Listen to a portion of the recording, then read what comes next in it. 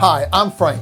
This is Fandom Flavors, where amazing drinks meet awesome stories. So grab a glass, pull up a chair, and settle in for a delicious adventure. Today we're drinking rum. That's always a good day. This is the beginning of our rum educational series, Rum 101. I don't know what I'm gonna call it. I like rum. There's a lot of people who don't understand what rum really is, and I kind of want to just put that out there. That's the whole purpose behind the Rum Society of Louisiana, which I work with, and we just want to make sure people understand that rum is, as a category itself, is not Malibu or Sailor Jerry's or Captain Morgan or Bumbu. Those are all spiced rums, and that's going to be a topic for a different day. But today we're going to start off simple, classifications of rums. Let me say this now. Classifying rum by color is fucking stupid. It's stupid. It's stupid. White rum, gold rum, dark rum, that's just a color. It's just a freaking color. There's so much more into those colors, whether it's aged or unaged, or if it's barrel aged with molasses or caramel, or if it's got coloring added afterwards, or if it's aged and then filtered to be clear. Yeah. So classifying rum by color is stupid. It should be done by taste. There's a couple of sources out there that I absolutely highly recommend. One of those is Minimalist Tiki by Matt Petrick. Matt's an awesome guy. I've got to know him a little bit. Had a couple drinks with him at Tiki Festival. We've talked on the side. So incredibly knowledgeable. Check him out on social media if you can find him. The Rum Walk is the easiest way to find him. Then there's Martin Kate with Smuggler's Cove. He has a whole classification in his book that's just really intensive. So let's kind of step back to the beginning.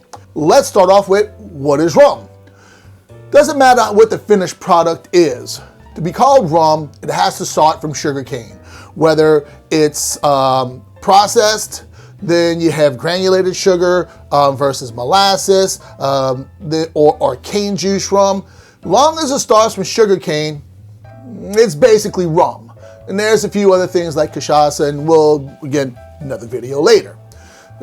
So this is actually the third time I'm shot this video, because all the stuff I'm saying, we'll talk about this later, I ramble on. So let's make this a little more concise with sticking with just the white rums today. White rum is usually classified as being clear. Clear, damn near clear, clear. So are all of these white rum? To some people, yeah, but like I said, that's stupid. And then you even got stuff like this, Bacardi flavored rum. This is a chili lime. No, chili mango. It's clear. Can I call that a white rum? See my point? You can't call it white fucking rum because they're completely different fucking things. I'm gonna start off with unaged white rum. So this rum has never seen a barrel. So they take the rum, then you put it in the steel vat, and you let it just kind of chill out for a little bit, then you put it in a bottle. White rum. Then you have stuff that has been aged. This has been aged 3 years in Armagnac, and bourbon barrels. For 3 years. But when you put stuff in the barrel for 3 years, it turns brown. Or amber, dark. But it's not. Why? Because they charcoal filter it. I'm not sure. I got to check into Galvez. I'm not sure if they use charcoal, but I'm pretty sure they use charcoal. But I know Bacardi uses charcoal to get their rum clear. But you charcoal filter it, and it strips all the color out. Then you're left with something like this. A white rum that has been aged. So it's got barrel notes on it. You pick up some of the barrel notes, some of the oak, some of the smoke, some of the vanilla notes that you get from the barrels. So a lot of the notes that you find in bourbons are really in some rums. And that's what another thing I'm trying to get across to people. Another video, stop chatting. Then you have cane juice rum. Tastes nothing like this. This is made from the cane juice rum, an agricole style rum. So it's made from pressed cane juice. This is much more earthy, much more grassy for sure.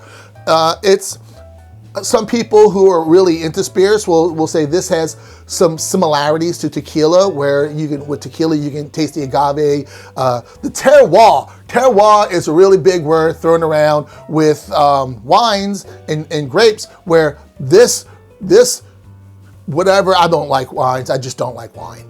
Whatever this wine is, and they make this same wine in another part of the world, why do they taste different? Because the place itself is different. And that's the thing about cane juice. Depending on the farm it's on, it can come out to be different. Now, you got time for another video later on that. And then there's this one. This is white rum too. And it's the same white rum as this one. What's different? This is 80 proof. This is 120 proof. This is overproof rum. So when you're looking at white rums, what makes them different? Taste and how boozy it is. That's gonna be the main difference, is taste. And what do you plan on putting in your drink with? Most white rums now, I will say, I do tend to drink cane juice rum neat. This Galvez is really nice because it has had a little bit of age on it. But what are you gonna use the rum for? That should really be the classification of your rums, is what are you using it for? Are you using for something like a classic daiquiri, a mojito, a rum old fashioned, a tiki cocktail that requires specific flavors? The cocktail you're making denotes what rum you're using. As an example, if I use a cane juice rum in a mojito, it's not gonna taste like a mojito. It's not the right rum for a mojito. So starting off with an unaged white rum. This is the stuff that's gonna be good in your mojitos, your classic daiquiris. This is gonna be the rum for those types of drinks. And let me say this, no disrespect to Bacardi Superior, none whatsoever. It's not bad, but there's so much more out there that's better on a quote unquote white rum for mojitos and daiquiris that have some body on it. And I think that this here, being an unaged rum that from my local distillery, and all of these are from Louisiana, by the way. So if you're in Louisiana, check out these distillers. They all make great product. This one, I can smell the sugar, I can smell the molasses, I can smell all of the notes that comes with this particular rum. With Bacardi, it's a much more muted notes. Whereas something like this, something small, something craft, and there's some white rums out there that do have a lot more flavor notes on it as well. Just using these as examples, but starting with unaged. It's light, it's crisp, it's really just, it's simple in the best way possible. This is gonna add a little bit of that molasses note, a little bit of some vanilla tone, a little bit, it's gonna add a little complexity to your cocktails. Now with an aged rum that has been filtered, a lightly aged rum that's been filtered, now I'm picking up even more notes. I'm picking up I pick up even a stronger vanilla note on this one.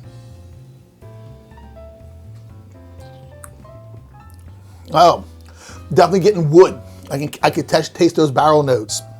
So this starts adding a little bit more level of complexity, so once you start putting barrels on it. This is a delicious rum from Galvez. Cane juice rum. Porch Jam Jeremy makes an amazing cane juice rum. Now we're getting into some grassiness, a little bit of brininess. You can take this. If you're from Louisiana, or if you've ever had the chance of like just sitting down chomping on a sugarcane stalk, this is what you start getting, those type of things. Oh, that's so good. There's so much complexity. And like each of these are, if I do let's say something very simple, classic daiquiri, rum, lime juice, simple syrup. These are not gonna taste the same at all. Even though it's the same drink, these won't taste the same at all. The flavor profile in each of these rums are completely different. Completely different. Then when you go with something overproof, Oh, now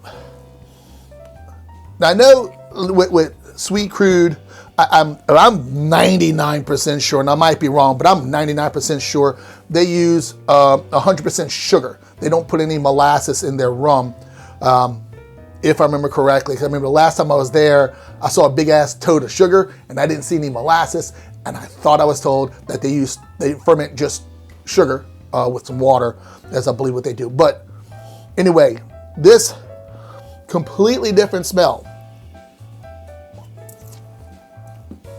And it's 120 proof. Well, actually, yeah, 120 proof. That's right? Yep. Yep, 60% ABV. You don't want to make a daiquiri with this. You don't make a daiquiri with this. If you want to use it to, like some cocktails will call for something that's an overproof rum, and it's usually just like a half ounce just to add a punch to it. That's what your overproof rum is for. So again, classifying rums by color, like I said earlier, is fucking stupid. So when you're taking a cocktail and you need rum in it, why do you need that particular rum in it? If it's calling for a white rum, what are they trying to get across? Are they trying to get across something light, something crisp? Then go with something unaged or something lightly aged that's been filtered. That's where you want to go. Cane juice rums are very specific. That's going to be stuff like your tea punch, your caparenias, which I know it's made with cachaça. I know. But things like that. Then your overproof rums are going to be used for, like I said, any cocktail that's calling for an overproof rum, aged overproof rum, or just an overproof. It's what do you want your freaking drink to taste like? That's what it all comes down to. What do you want your drink to taste like? So before you start just dumping fucking rum into your cocktail shaker because the recipe says add 2 ounces of white fucking rum, what do you want it to taste like? So this is where it comes into learning what your rums taste like so you know what the outcome of your cocktail is. And that's what this is all about. It's all about drinking freaking cocktails. And what flavors do you like in your cocktails? Now, do I do daiquiris with 12 and 14 and 21-year-old rum? Yeah, I do, because I like that flavor. But I know what those flavors are. So that's the one thing I can tell you more than anything else in my rum education series is going to be, what do you want your drink to taste like? Use that rum. Starting with white rum, and we're going to move on to aged rum, and then we're going to probably jump into the actual process of how rum is made. So there's going to be a lot of videos like this talking about how to use rum in your cocktails, which rums to use in your cocktails. We'll be going through a few excerpts from Matt Petrick's book, Martin Cate's book on rum classifications. But overall, in a nutshell, why are you using white rum? And that's the white rum you use. Do a little bit of research. What is this drink supposed to taste like? Like mojito, let's use that as an example. A mojito, it's a very crisp, refreshing cocktail. So you want to use a rum that's really light. Like this one. This one's not bad either. But you're not going to get that flavor out of these. So understand what your cocktail is calling for, why it's calling for it. Use the appropriate spirit. All right, remember, keep your spirits high, keep your glasses full, and I'll see you next time.